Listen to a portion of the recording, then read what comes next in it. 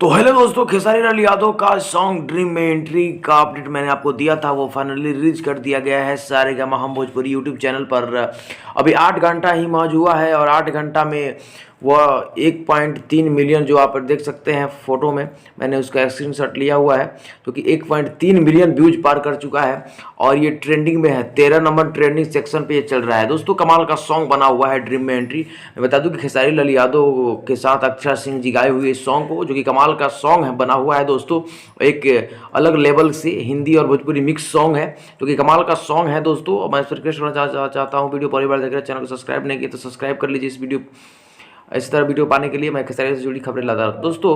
खेसारी लाल यादव आए दिन नए नए गाने ला रहे हैं आप लोगों के भी लिए, और जो कि कमाल का सॉन्ग होने वाला है। सारी सॉन्ग जो है कमाल का ही लाने वाले हैं दोस्तों। और उनका कोई भी सॉन्ग आता है तो ट्रेंड में चला ही जाता है, और ट्रेंडिंग स्टार इसी तरह आगे नहीं बढ़ रहे हैं। सभी अब जनता का प्यार है और जनता के आशीर्वाद से आगे बढ़ रहे हैं। मैं आपसे रिक्वेस्ट करना चाहता हूँ, अगर ये खबर अच्छा लगा हो तो लाइक कर लीजिए और कमेंट में लिख करके भेजिए कि खेसारी लाल यादव के गाने आपको कैसे लगते हैं, और आप भी ट्रेंडिंग स्टार का सपोर्ट करते रहिए। धन्यवाद।